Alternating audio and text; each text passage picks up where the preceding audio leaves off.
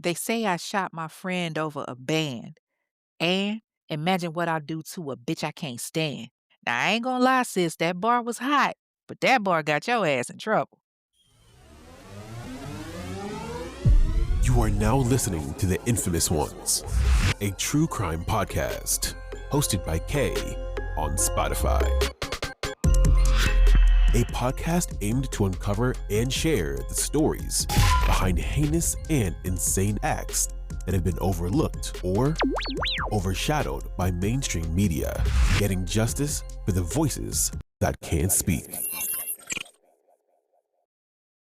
What's up, y'all? It's your girl Kay, and I am the host of The Infamous Ones, a true crime podcast, a podcast designed to focus on crimes committed in the Black community that you don't hear about in mainstream media, giving a voice to those victims that have otherwise been silenced. Hello, hello, hello, everybody. Welcome back to another episode of The Infamous Ones, a true crime podcast with me, Kay, the Texas girl in a Georgia world. Ladies, how y'all feel? Fellas, y'all all right?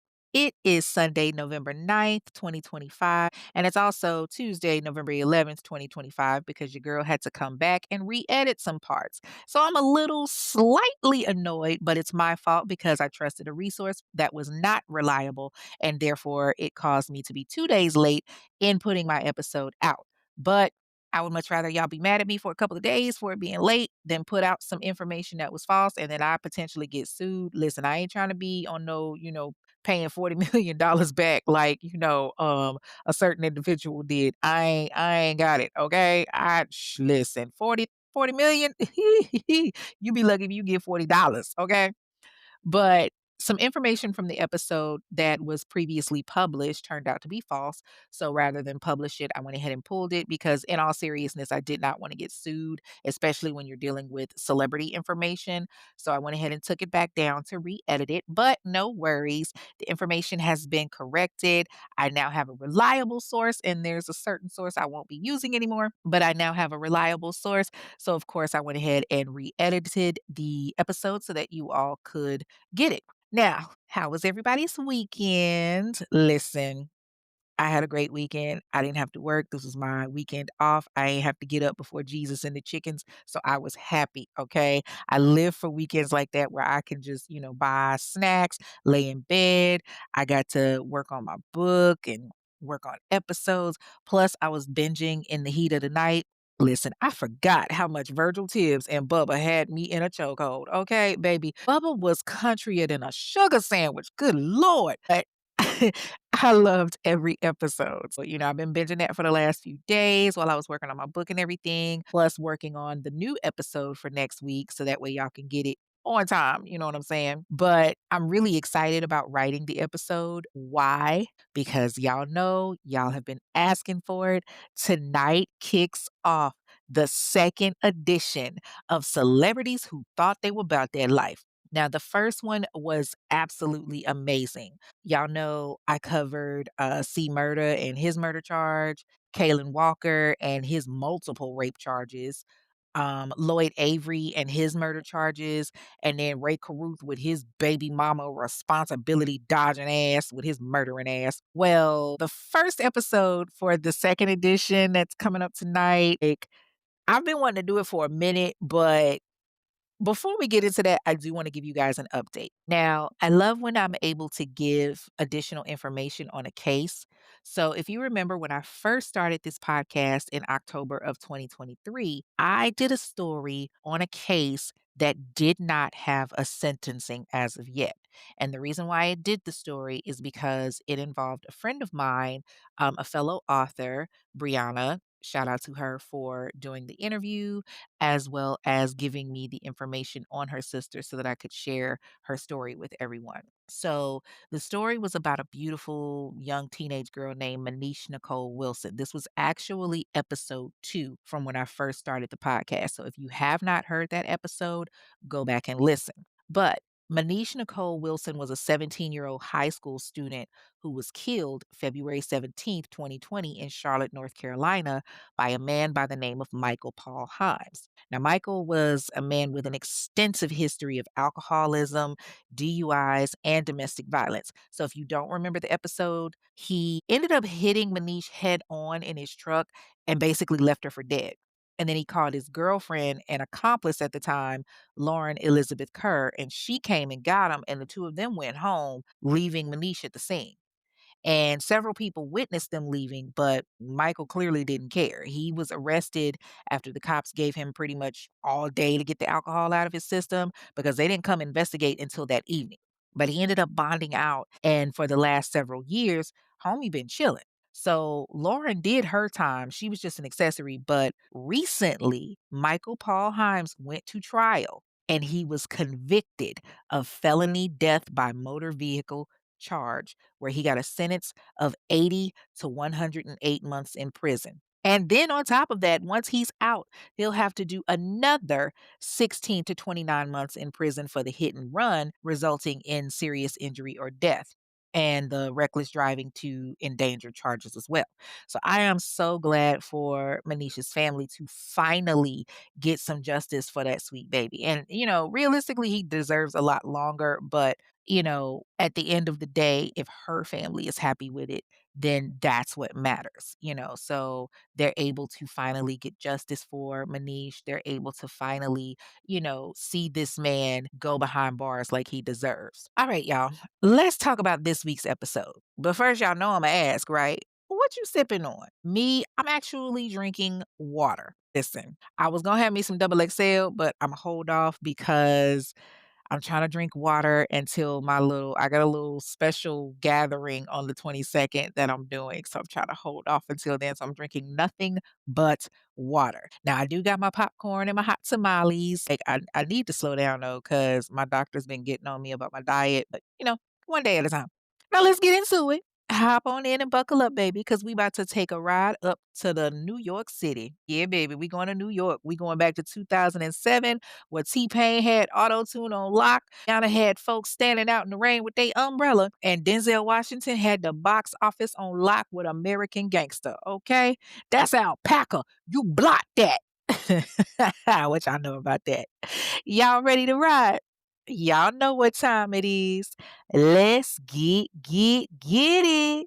All right, y'all. So I'm gonna go ahead and give the disclaimer that I'm probably gonna mess one of these names up. I'm just gonna be 100% transparent with y'all. But this week's celebrity case involves Makita Barnes Joseph, surviving victim, Alowale Ajudon, witness, I told y'all, and the celebrity of the week who thought they was about that life, Reminisce Smith Mackey, also known as Remy Ma. Reminisce Keone Smith was born May 30th, 1980, in the Bronx, New York, to Amanda Smith. She didn't know her biological father early on because he wasn't around, but when he did come around later on, it was like literally years later. She had two sisters growing up, Remisha Blunt and Kristen Devereaux. Now, I'm assuming they have different last names because, they've gotten married or something, or maybe they got different daddies, who knows? But Remy grew up in Castle Hill projects in the Bronx, and unfortunately, like some families, she had to be exposed to things that she wasn't ready to be exposed to at an early age. There was a lot of drug abuse in her family, and her being the type of person that she was raised to be, because she was the older child, she had to help take care of her younger siblings. For a while, she did have to kind of hold it down because her mom actually had gotten locked up for quite a little bit of time. So Remy was being a big sister and a mom. Now, she was always talented. She started writing poetry at like 11 or 12 years old, and she talked about the poverty that she had to deal with in her life. She started rapping in junior high school, where she wrote her first song that she recorded when she was only 13 years old, and it was a song called Suicide. And the song was deep because she's asking, why people choose to go that route, why people choose to take their own life. Now, she was also into sports and all of that and loved playing basketball, but her first love was always music. Like, let me tell you though, she was a firecracker and she stayed getting in trouble, like all the time, not no little petty shit. I'm talking about legal trouble. Like back in 1996, Remy allegedly bashed the face of a 15-year-old girl in a homeless shelter. Then on May 23rd, 1998, she allegedly had hurled a statue through a man's window in the Bronx, but she didn't do any time in jail for that one though. October of 2002, she was sentenced to 15 days in jail for failing to perform 4 days of community service for a fight that she had in December of 2000. Like, so you already in trouble for a fight. You're told, "Hey, all you gotta do is 4 days of community service." And she ain't do that. So she ended up doing 15 days in jail. Then she was caught in Queens for allegedly driving with a suspended license and illegally tinted windows. Sheesh. Mm. She had a revolving door, didn't she? She really started to make her name for herself in the Bronx, whether it was good or bad, clearly. Everybody knew who she was, and when she was like 17 years old, one of her boys bumped into her at the bodega and was like, "Yo, Imma take you to go meet my boy Big Pun. He need to hear you spit." So, Remy's with it. She goes to Big Pun's spot, and immediately she's just like, "Okay, all right, this is a nice little spot." He had a dope ass crib with the cars and the dirt bikes in the driveway. And then there were these 3 Shar puppies just walking around in the front yard. Like, them Shar puppies are so cute, but they are so fucking expensive. They look like freaking wrinkled balls of just dough. But again, they're really cute. And I wanted one so bad, but the cost on them things. Anyway, okay, back to the story. So she goes into the crib and she sees Big Pun. And baby, let me tell you, Big Pun didn't get his name for no reason. Yo was like 500 pounds. But nonetheless, he was a platinum selling rapper. And when she walked inside the crib, he was sitting on his mattress on the floor in just some boxer shorts. Okay, now, first of all, I'm going to have a problem with that because this is a 17-year-old girl. Like, I get that she was there to, rap for him and everything, but she's still a teenager and a teenage girl at that.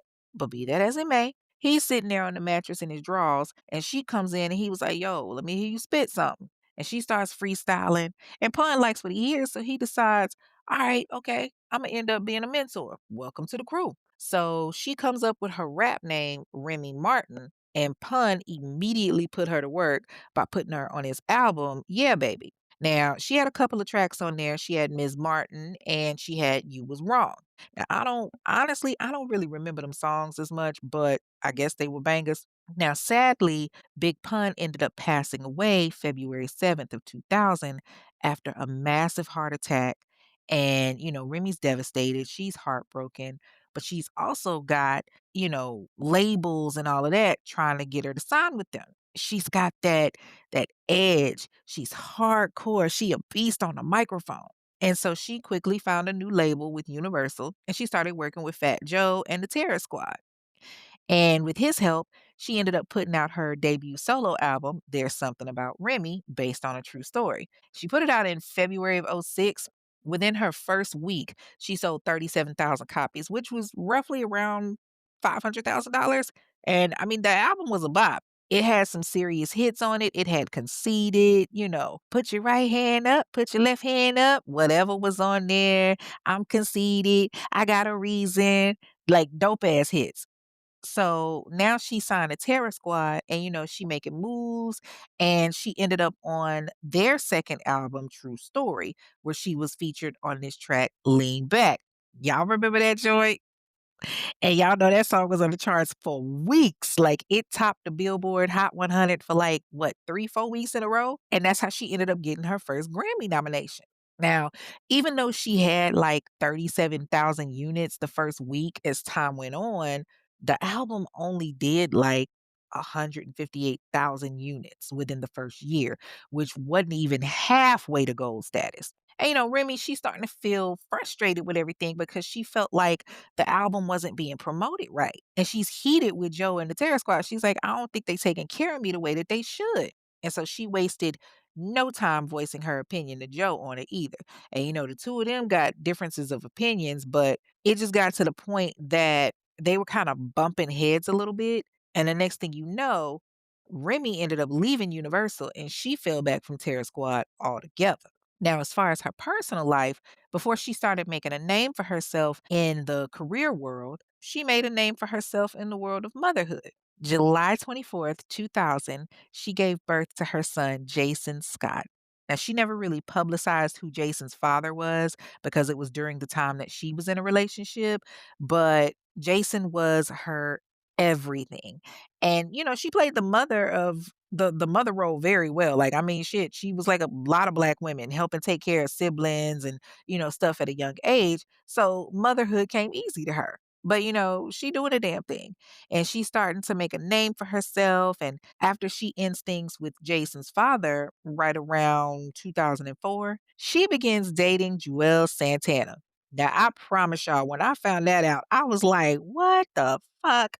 Them two? Really? But apparently it's true. They were together for quite a few years. Now, a lot of people said that their relationship was one sided. There were rumors that they were just together for a publicity stunt to, help her build her name up. Then there were also rumors that Juelz was really in love with Remy and, supposedly his boys was clowning him about it because he's supposed to be like this hardcore, not all mushy rapper. But yeah, they dated from about 2004 to 2007, right before shit went left. Looking for a book that resonates with your soul? Well, look no further than Author K, a master ghostwriter, storyteller, and author who weaves tales across multiple genres, from heartwarming romance to gripping urban horror. Whether you're searching for a contemporary romance that sweeps you off your feet or street lit that reflects the realities of life, Kay's writing speaks to the heart of every reader. Her work also passionately highlights the Black Lives Matter movement, bridging narratives that matter.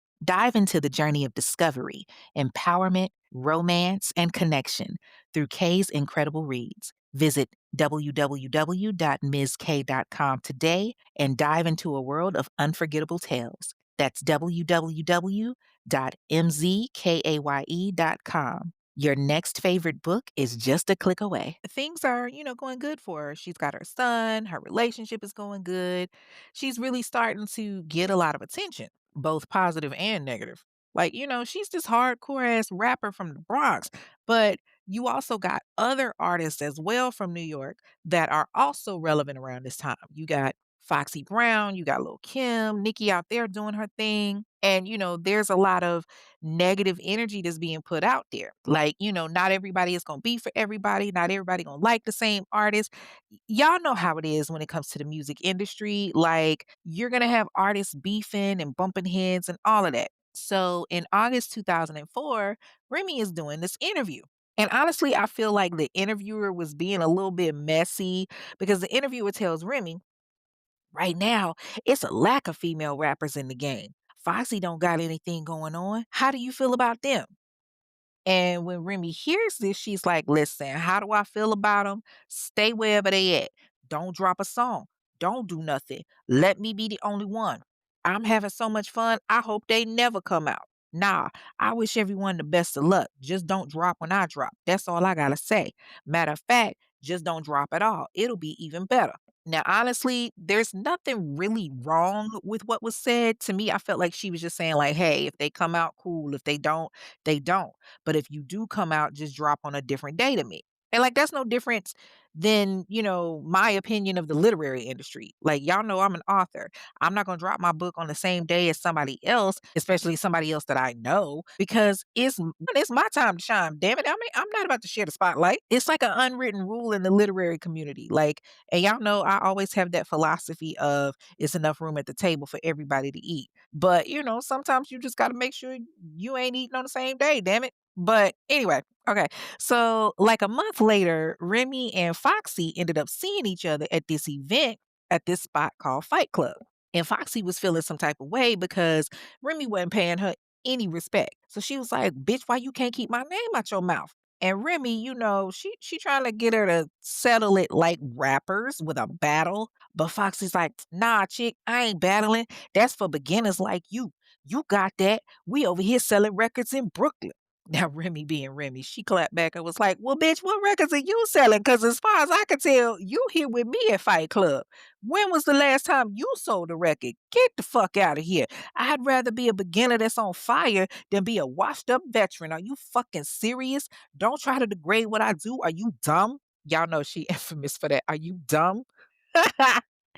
And Remy went as far as putting up 200 bands, but Foxy turned it down.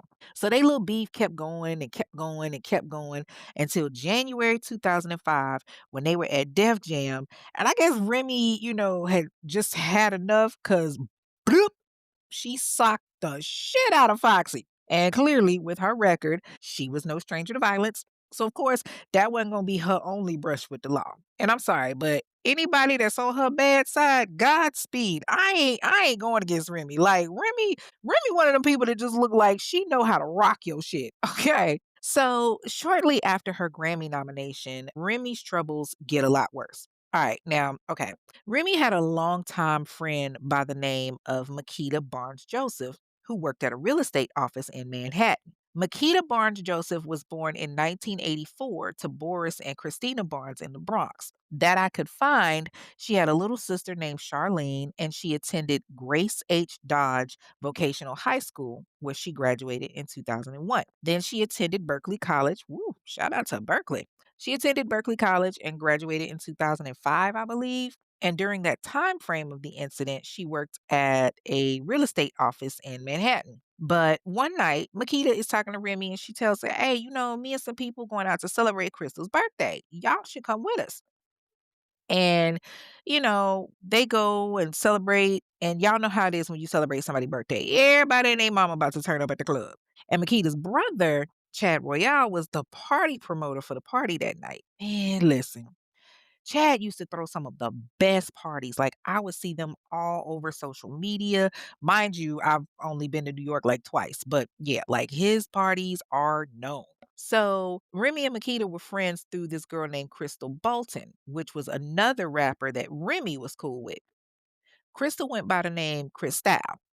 Catchy. And she's the birthday girl. She ready to party. So they go to the club. They kicking it and everything, kicking back drinks and all of that. And they ended up going to the pizza bar on Ninth Avenue, which was in the meatpacking district. Okay, real talk. I really feel like that name needs to be changed. Like, I get it that back in the day it used to be, known for the slaughterhouse and all of that. But now the meatpacking district is more high fashion and whatnot. Like, low key, they need to change that. But I mean, okay, I guess. Anyway, so back to what I was saying. So they're out partying and everything, and they end up at this restaurant. So they ordered some cocktails and something to eat, and more people are spilling in, and it's basically turning into the after party. And y'all know how it is when you leave a club and you end up going to an after party. Oh, baby, you're gonna be there for a while. And this is where the party was. So around 3 o'clock in the morning, it starts to kind of dwindle down a little bit, and people start leaving and heading out. Now, I'm not 100% sure why, but Remy asks Makita at one point to hold her purse for her. And Makita's like, okay, cool. And she takes it. When Remy does get it back from her, she gets ready to leave and she goes and she hops in her black Escalade. But when she gets in her truck, she starts looking at her purse and she was like, yo, what the fuck? My money is missing. And not just no small amount of money. I'm talking about like 3 grand. And Remy's like, yo, I know this bitch didn't steal my money. So she drives up to Makita's white Nissan Maxima that she's sitting in and she jumps in the car. Where the fuck is my money, Makita? I know you got my money. And Makita is sitting there like, what the fuck are you talking about, girl? I didn't take no money. But Remy ain't hearing that. She's like, nah, I told you to hold my purse and you went in and took my money. So what the fuck? Where's my fucking money? But Makita is adamant. I didn't take your money. I don't know what you're talking about. Oh, baby. At this point, Remy is done talking. She snatches Makita's purse and starts going through it. Makita trying to snatch it back. Ain't nothing there. Next thing you know, Remy pulls out a gun and shoots Makita twice. Pop! Once she hits her in the abdomen, and then in the second time she hit her torso. She jumps out the car and she gets back into her truck and she speeds off, but ends up crashing a few blocks away. Meanwhile, the gunshots are heard and someone calls 911 and they take Makita to the hospital where she learns that the bullet pierced her colon and hit her rectum. So she has to spend 3 weeks in the hospital, but luckily she's not dead. Now, when the cops get called, they come out there and they see that the Nissan is still out in the street. The driver's door is wide open and it's got blood and scattered bills all around it and in it. Then there's a black bra and a gold stiletto pump inside of the car. And then, as I mentioned earlier, a couple of blocks away, they find a black Cadillac Escalade crashed on Little West 12th Street and 10th Avenue. And when they run the plates, who does it come back to? Remy. And it's not like she can really hide out. I mean, if she was just some regular person, maybe, but not now. Like, she got a name for herself. She can't just disappear. So, July 13th, 2007, she turns herself into the New York City police and she's officially arrested. While she's turning herself in, Makita is struggling to recover. She's in the hospital for a good 3 weeks and she had to undergo all of these surgeries. And the doctors are telling her, like, I'm sorry, but we don't know if you're going to be able to have babies. Like, that's devastating to her. The cops have been doing their investigation. They're looking at security tapes from inside the club and they're like trying to, get all the information from the night of the shooting. Remy ends up getting charged with attempted murder, assault, and criminal possession of a weapon. And of course, she pleads not guilty. July 15th, 2007, Remy is bonded out of Rikers Island thanks to her manager. Now, who was that manager? Good question. Shamel Mackey, also known as Papoose. Shamel Mackey was born March 5th, 1978, to Irene Mackey in Bed-Stuy, New York. His grandmother gave him the nickname Papoose because he resembled a Native American child. And so I guess that's why she called him Papoose. I don't know. So he's got two children with his ex-girlfriend, Weta Lashley. He's got a daughter, Dejanaya Mackey, who was born in November of 1996. And then he's got a son, Shamel Mackey, born April of 1999. Now, he was known for his freestyles and his mixtapes back in the day. Like when he started his career in 1998, he released 4 studio albums and like 29 mixtapes. Like, fuck, that's a lot of mixtapes. But, he was sick with it. Like I said, he got started in 1998 when he was featured on Cool G's rap album, Roots of Evil. He produced and distributed different mixtapes throughout the early 2000s. And then he ended up getting a record deal for his own album. And he was supposed to put out the Lakima Dream. I think that's how it was pronounced. But the album ended up not dropping until like way later down the line. But it was okay because he came across the beautiful Remy. Now, how did the two meet? Okay, so after her relationship ended with Jewels, Remy is out kicking it in the streets one day when her boy DJ K Slay came up to her and he was like, "Yo, my boy Pap want to do a song with you." And Remy's like, "Who?" And he tells her, "Yo, that's my boy. His name is Papoose." And she thought about it and she was like, "Oh yeah, I do know who that is. Set it up." So K Slay sets it up for them two to meet. It takes some doing, but they finally link up and they do a song together and they start, building this friendship. And he actually ends up becoming her manager. So when Remy gets locked up, it's devastating because her and Pap, they really had just gotten something started. And then, like I said, for him, he's got all this other stuff going on too. He's got this feature that he did on Busta Rhymes' album. If y'all remember back in 2006, he had that joint, touch it, bring it, babe, watch it. Yeah, he got that joint right there. So he was on the remix. And then he ended up signing with another record label August 24th of 2006 for a $1.5 million record deal. But unfortunately, that dream didn't last long because him and K Slay ended up leaving because of some type of A&R situation. So he was still dropping mixtapes and all of that up until about 2012. And the good thing is, homie didn't even have to give back that 1.5 million. He got to keep all of it without even putting out an album. Ain't that some gangster shit? So of course it kind of came in handy because when Remy gets locked up, he's like, fuck, okay, I gotta do something. And she's leaving Jason behind, and Pap is telling her, "Don't worry about all of that, baby. We gonna get married. You gonna be a beautiful bride." So when she gets arrested, excuse me, when Remy gets arrested for the attempted murder charge, he's right there. And he ends up putting up his house as bail so that he can post her $250,000 bond. This man put up his house as collateral.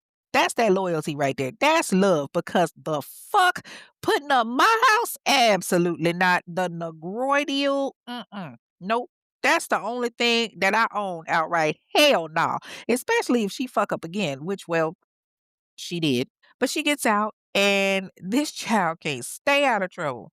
Literally the next month, August 2007, she ends up getting charged with witness tampering because there was a witness that was there the night of the shooting. The witness was by the name of Oluwole Ojudon. That was the one I said in the beginning that I was going to fuck their name up. I'm sorry. I'm going to call you O. Your mama named you Lou. I'm going to call you Lou. I'm going to call you O. Okay. Sorry. I got to stop watching these old movies. But anyway, so like I said, Remy had her people beat the fuck out of this man, allegedly, okay? And I'm saying allegedly because that's what it said in the statement. But this is where I start to think, No, you done fucked up, right? No, no, no, no, no, no, no, no, no, no. You know you done fucked up, right? ma'am, you are already in trouble. Why would you go and have the witness beat up? That's just not the thing to do, baby. That makes you look extremely guilty. And it's not helping your case at all. Plus, your nigga done put up his house as collateral, and you do this? Allegedly. So anyway, Makita ends up getting released from the hospital August 25th, 2006, but her fight is far from over. She still has to do more surgeries and stuff. She actually did an interview with the New York Daily News and she tells them, "I'm basically confined to the bed now. It's really hard. It hurts. I sit here and I try to think every day, why is she doing that? How can she deny that?" Because she definitely was denying it. She said she ain't have shit to do with it. She don't know what the fuck happened. She don't know who shot her. So now Remy is getting ready for trial. Her trial begins in March of 2008.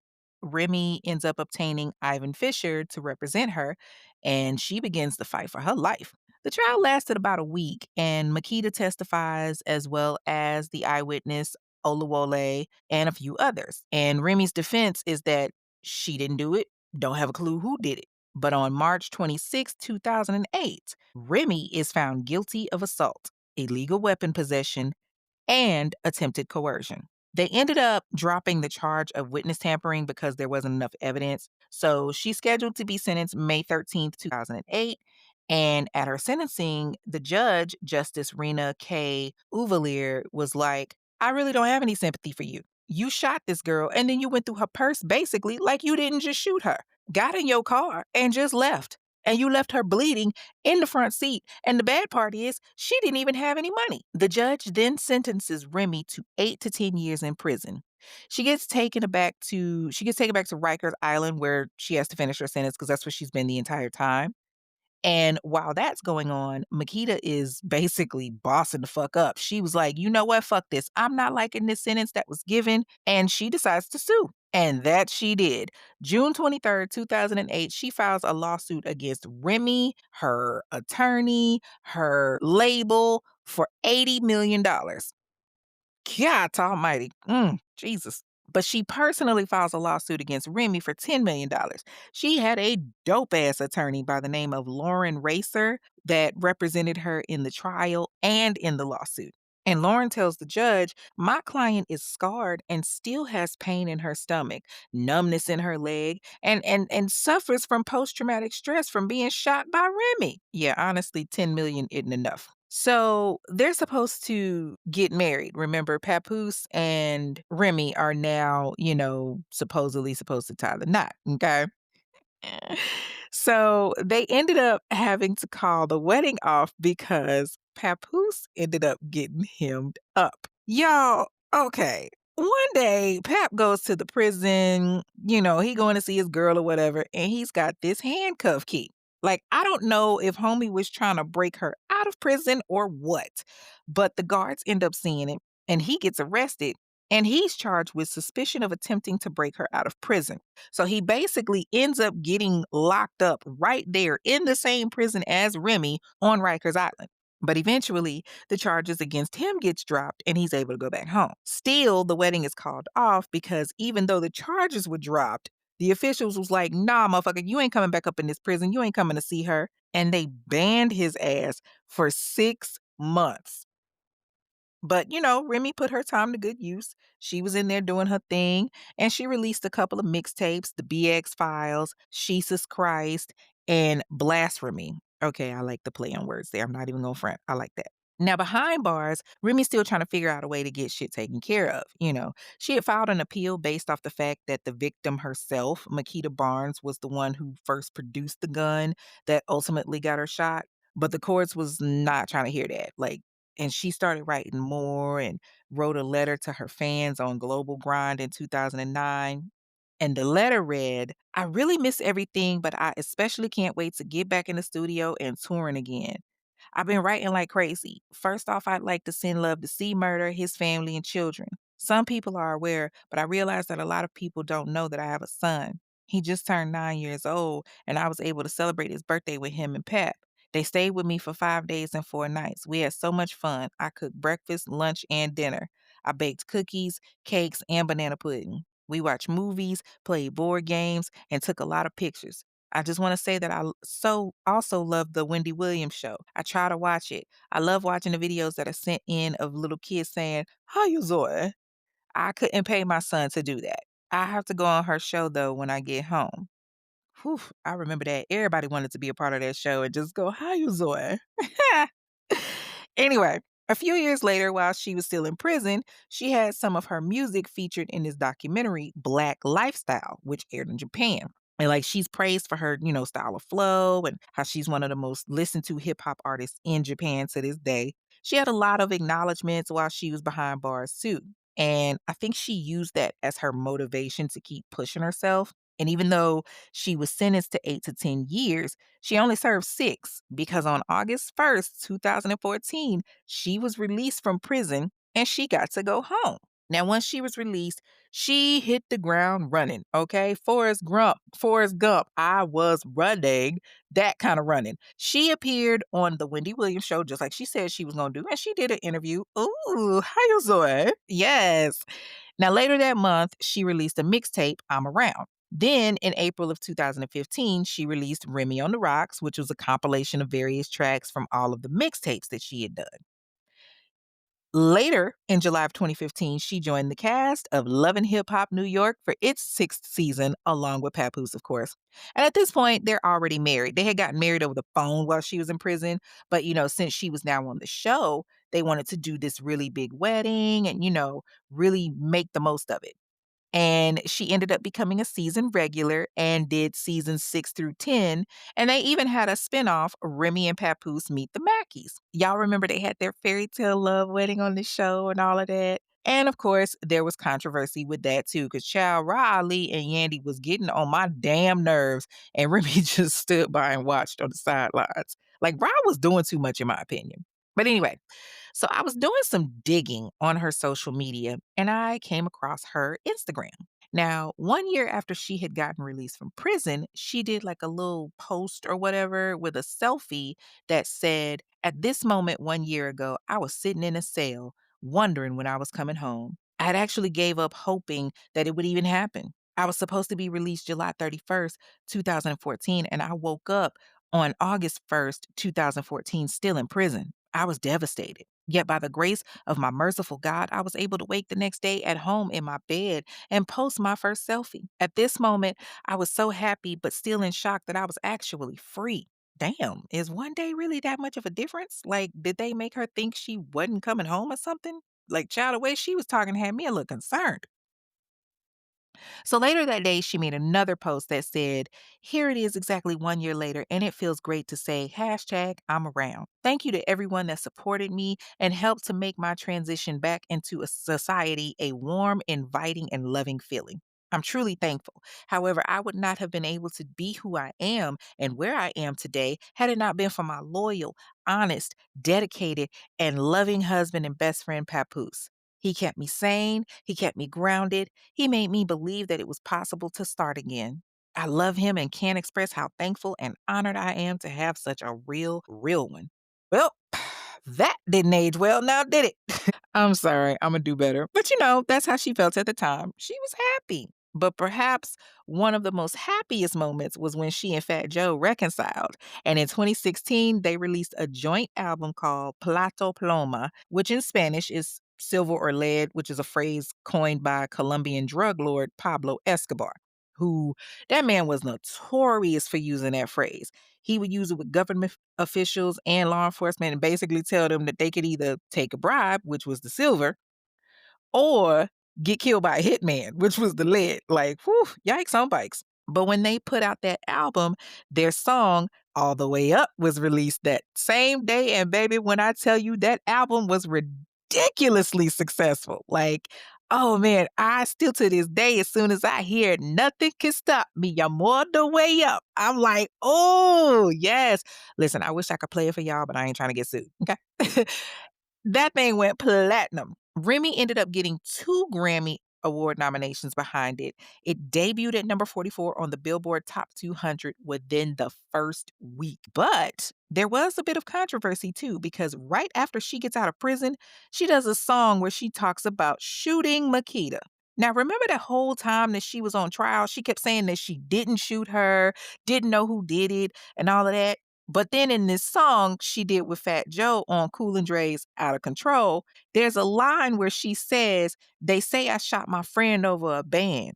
And imagine what I do to a bitch I can't stand." And I'm just like, girl, how you gonna sit here and say you didn't do it, but now you flexing in a song about it? Like, I mean, just bragging like it's nothing. You just making it so worse for your civil suit right now, child. So I actually have this kind of an open letter that she did for Ebony Online. Now, it's a little lengthy, but I'm going to read it to you because it really kind of gives me a different view of her. This was some exclusive stuff that I got.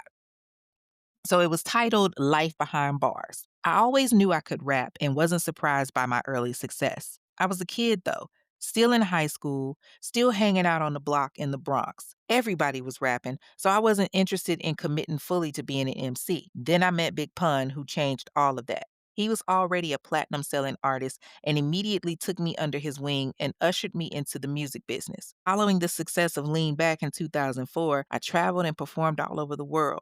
Japan, Denmark, Germany. I was experiencing different cultures and receiving genuine love from fans in each place I landed. When I think back, I realized that my youth and the fact that my success came so quickly kept me from really understanding what an amazing life I was living. There I was, a black girl from the projects, living my dreams, heading into film and television, and preparing to move to Los Angeles. Then everything changed instantly. When I was on trial, I watched the jurors' faces as the prosecutors made me out to be a monster. I wasn't a monster. I was a loving mother who, if convicted, was not going to be able to raise my son and watch him grow. I was a sister, a friend, and a support system for many. When I grew up, vulnerability was a liability, but keeping those walls up meant that I had no public life to counter the lies being told about me. One of my biggest regrets from that period was that I didn't show the world enough of my true self. It's why I later agreed to join the cast of Love and Hip Hop New York to show the world more of who I really am. I didn't grasp how successful I was until I went to prison in 2008. It hit me hard one day in the shower that this was my new life. I wasn't going home anytime soon. I'd hear the news Grammy nominated rapper convicted of assault. It was awful that I hadn't recognized all my achievements before they were mentioned in relation to my case. When my husband Papoose initially mentioned marriage, I was doubtful. I didn't grow up around married couples, and everything I knew about men said they don't get married, and not one of them would ever wait for a woman to get out of prison. Pap was 27 at that time with his own great rap career ahead of him, and I just didn't believe he was serious about sticking by my side. I was wrong. My husband is a wonderful man. I can't even begin to name all the sacrifices he's made for our family or how much he encouraged and kept me going while I was away. He's taught me a lot about relationships and life overall, especially that we have to judge people individually and not by who we imagine them to be. I tried to go right back into the studio when I was released from prison, but I realized that I needed to recover, rebuild, and experience the everyday things I'd missed so much. I wanted to cook for my family and go camping. I wasn't interested in returning to the life I was living before. So when Love and Hip Hop executive producer Mona Scott Young approached Papoose and me about doing the series, I immediately saw it as an opportunity to offer an authentic look at us rebuilding our family. I also wanted to show people who might be struggling through a difficult time that they can overcome the most experiences imaginable. I hope to encounter the kinds of relationships we often see on reality TV with something more genuine and relatable. I've been fortunate to create a new life for myself. It is not lost on me that many people leaving the prison system lack the loving support and the opportunities I have. I'm now the happiest I've ever been. I'm on television. I just had the wedding of my dreams, and I returned to the studio to work with Fat Joe again and on a solo project. I'm even delving into my new passion, wedding and event planning. I'm back and better than ever. I've grown in ways that I could never have imagined, and I'm very grateful for it all. Whew, wow, that was a lot. But you know what? I kind of have a better understanding of her now. I mean, yeah, of course, there's research and all of that, but that letter to me showed a lot of vulnerability. It showed a completely different side of her that I don't think a lot of people really see. Looking for unique, personalized gifts that stand out? Look no further than Trinity's Treasures, also known as 478 Customs. Listen, it's obvious I'm sipping from one of their incredible tumblers right now, and I can tell you, they're not just functional, they are fabulous. From custom t shirts to stylish trucker hats, dazzling jewelry, and even refurbished Nikes. Trinity's Treasures has something for everyone. Parents, need a thoughtful gift for your kids' teachers or a back to school bag for your kiddos? They've got that covered too.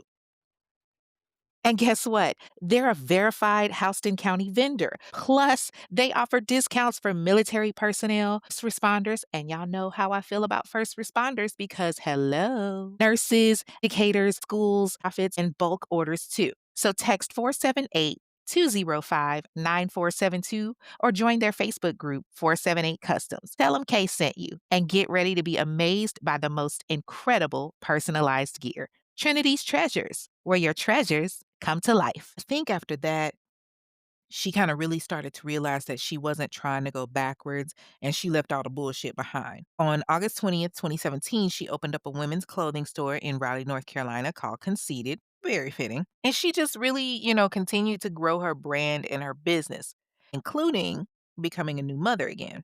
Because the following year, on December 14th, 2018, she and Papoose welcomed their beautiful baby girl via IVF, Reminisce Mackenzie. But trouble once again found its way to her because if y'all recall, I told y'all that she was on Love and Hip Hop New York, right? Okay, so there was another cast member on the show by the name of Brittany Taylor. And if you remember Brittany, that girl stayed running her mouth and she got into it with just about everybody. BBOD, Mariah Lynn. Yo, side note, I love Mariah Lynn. Like, once upon a time, not long ago, I was a hoe. And I'm admitting it. I won't take it back because I did the shit. Okay, so don't act like y'all wasn't entertained by that song. Don't act like I'm the only one that know that song, okay?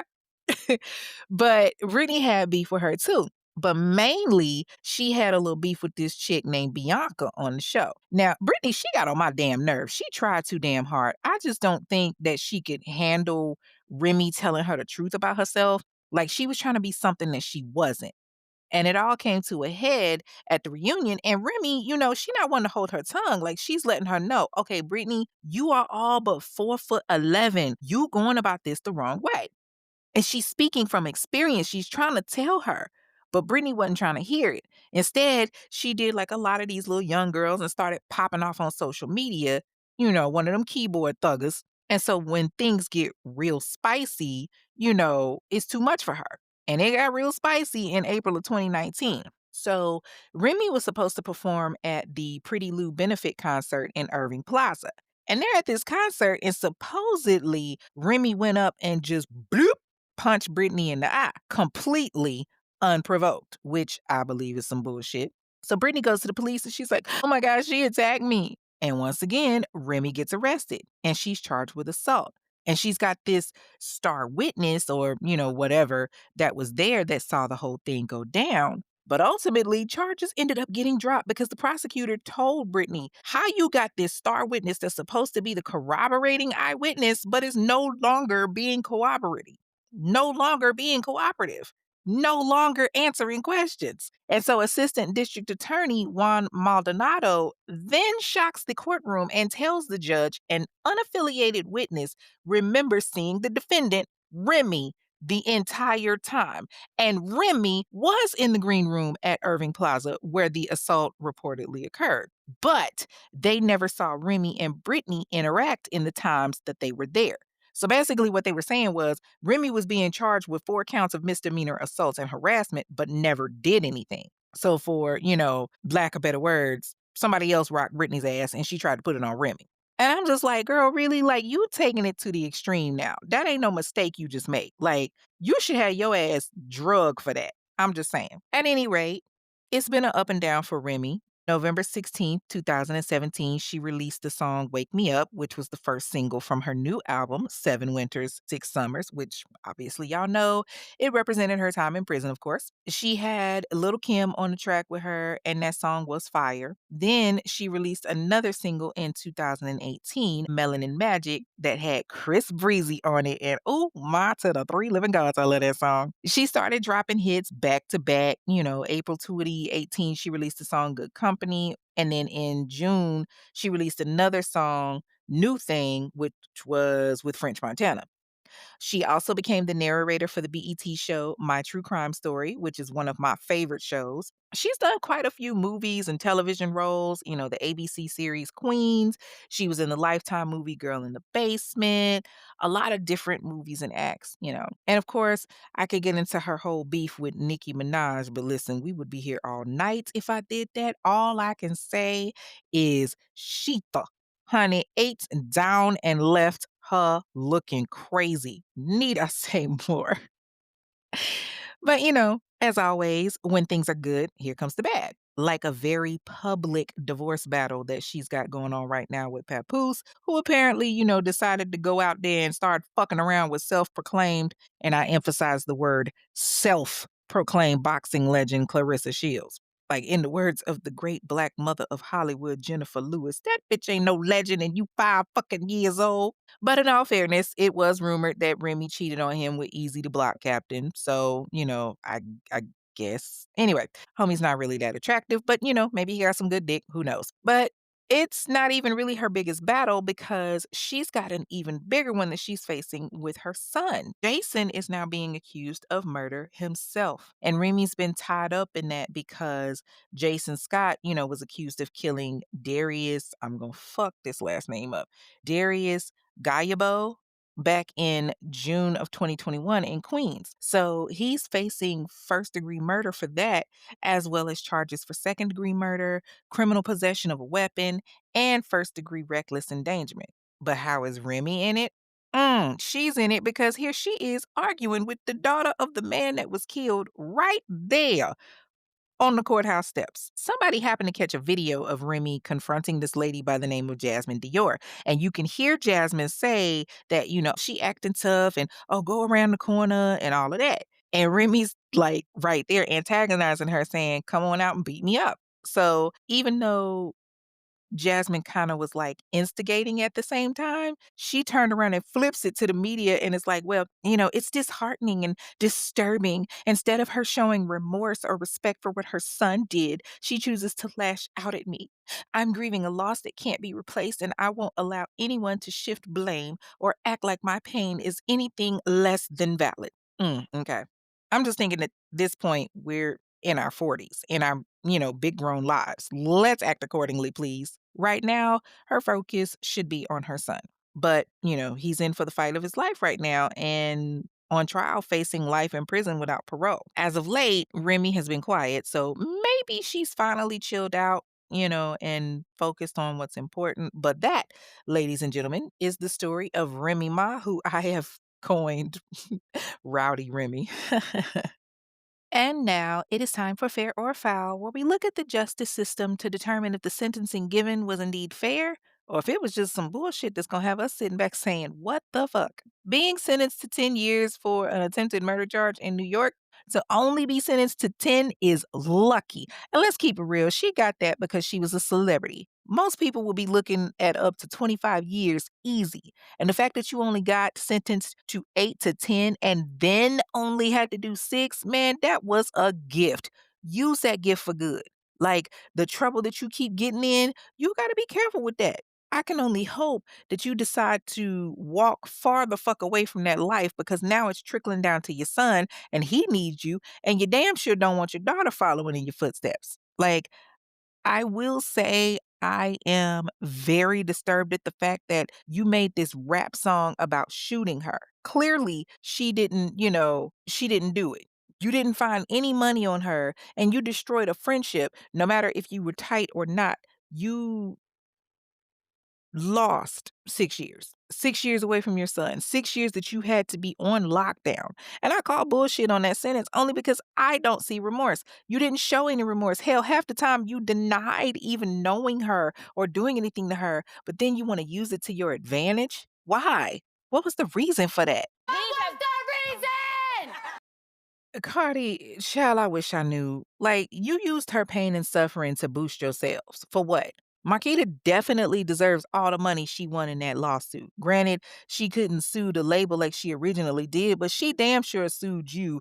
And well, honestly, it's earned. She can't have children. That's something that hurts like hell for women.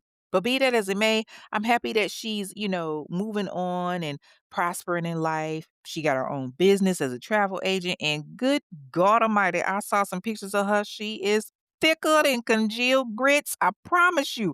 If she did have work done on her body, everybody and their mama needs her surgeon because damn.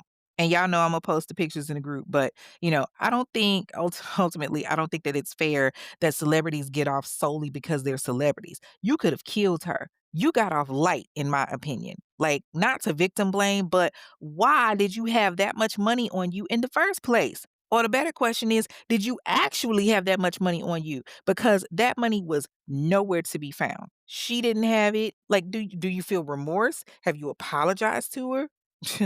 Probably not. But now your son is in some shit himself, and now is when you really got to think, what example am I setting? I'm just saying. That is all for this week's episode of The Infamous Ones, a true crime podcast. You can follow the show on the various streams on Instagram and TikTok at Infamous One Podcast. That's a number one, by the way, not spelled out. And you can leave a review there. On X, it's Infamous One Pod, where you can also leave a review. On Facebook, you can join the private discussion group, the Infamous Ones discussion group. Y'all know the deal, though. To get in, you got to answer the questions. I try to check the group like once a week or so to, let the new members in. But if I see you ain't answer the questions, I ain't letting you in. It's that simple. Like, come on, folks. We do this every week. Y'all know better.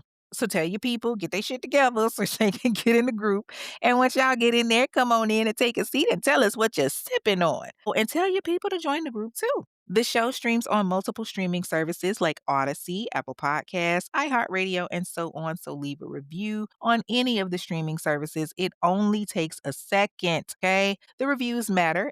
Speaking of the reviews, the first review comes from Spotify from Maya, and it's on the Brothers Grimm episode. Okay, listen, I'm a little messy for this one, but the laugh I had. The review says, new listener, and I've come to the conclusion that you're fat phobic as fuck. Big girl must have took your nigga before, as he should. Y'all, this listener must not know I got more fluff than angel food cake. Okay, baby, cake by the pound and can still pull a nigga. But I appreciate you for listening, though, Boogie Butt. Keep tuning in. Listen, I clown on my episodes. If you're a criminal, you gonna get clowned. Point blank, period. Now I can see if I was, clowning the victim. Like that's just dumb. That's just diabolical. But, I'm sorry to hear that you didn't like it. Thank you for, I guess trying to fat shame me. I don't know. Like I said, it was it was messy to read the review, but I had to say something because I was like, oh, that's cute. Anyway, the next review comes from SCL Writes, and it's captioned The Emotion. And it's a 5-star review that comes from Apple Podcasts. It says, I'm a true crime girly and recently discovered Kay and her awesome podcast. I just listened to the first episode of Angel of God, and it was her emotion for me. Kay gives a great deal of detail, which I love, but also isn't afraid to express her emotions around this tragic case. Kay, you won me as a new mob member. Yes, that's what I love to hear, baby. Welcome to the mob. Ride with the mob. Dua. Listen, I promise that you're going to love it over here, okay? Hope to see you at the virtual show, boo. All right. On to the announcements. In just a few weeks, on Black Friday, November 27th, 2025, I'm going to be doing a virtual show. It is going to be a private show, and you have to be in the discussion group in order to have access, okay? It's going to be a little informal, so it's like a meet and greet where you guys will be able to ask questions and whatnot, so have them ready. And there will be a mini case that I will be presenting. Keyword on mini because it's mostly focused on the question and answer. So make sure you have you a little glass of something to sip on and RSVP in the discussion group to receive your link via email. There will be an invitation created so you can confirm your attendance through that. There is a current events in the Facebook group, so make sure that you RSVP there, okay? Listen, if you don't check the group, I don't know what to tell you. Everything is posted in there. So if you do not check it, that is not on me. January 17th, 2026 will be the live show at Collinwood in Charlotte, North Carolina. I know a ton of you have registered already. And yes, it is a free event. Tickets are free, but you have to register in order to attend. You cannot just show up the day of. I've already posted the link for Eventbrite where you can go in and register. So if you have not done so already and you plan to attend the free show, please do so. The link will be up until December 31st. And then after that, if you have not registered, can't help you, boo. Also, there are tickets for alcohol that can be purchased at $20 per person, and it gets you 4 drinks. Gonna have a good little bartender there on deck from Tipsy Sips, so please purchase your alcohol in advance again. If you purchase at the door, it is going to be $25. And again, the package gets you a wristband that will give you 4 alcoholic beverages, okay? The Infamous Ones is now accepting sponsorships. The sponsorships for the show start at $50 and up. If interested in sponsorship, please send an email to infamous1pod@gmail.com and I will send you the information. If you would like to promote your business, there is a special for promo that's $30 that you can promote your business through the show. Now, the show has about 2 to 4,000 streams per episode, so that 2 to 4,000 people, is people that will hear about your business. So, make sure you email for information. Also, make sure to check out the website www.mzkaye.com for all of my books and whatnot. If you have not received your order, please email me to let me know. Do not inbox me, email me. I'm going to do another flash sale very soon, like someday this week. You won't know when, but it's coming, okay? I'm thinking also I'm going to do a $5 sale, so stay tuned. Also check the website www.infamousones.com. It's got the t-shirts, merch, dates for the tour, all of that. Also make sure to stay tuned because my new book is coming soon, The Vow, which is a story of a woman that gave her all in her marriage, and when it didn't work, she got even. So get ready for that. If you want to support the show or if you're feeling the spirit, meaning that liquor that y'all have been sipping on, because I've been sipping on water, click the link at the bottom of the screen from whatever app you're listening to this episode on and hit listener support to subscribe. The subscriptions start at 99 cents, or you can donate via the Cash App to Infamous One Pod. That's $INFAMOUSONEPOD. Donations do go toward court documentations, phone calls, interviews, JPay, etc. Now, if you have a case that you want to hear more on that you feel has been ignored in the Black community, if you want to inquire on ad space, sponsorship, or if you want to leave a review, send an email to infamous1pod@gmail.com. That's INFAMOUSONEPOD@gmail.com. And once again, people, please share, share, share. This podcast is growing by the day and it means the world, so please keep sharing. Until then, y'all know what it is. I'm your girl Kay. Thank you for tuning in, and I will see y'all next week with a new episode of Celebrities Who Thought They Were About That Life. Stay mobbing, y'all. Peace. Thank you for listening to this episode of The Infamous Ones, a true crime podcast hosted by Kay.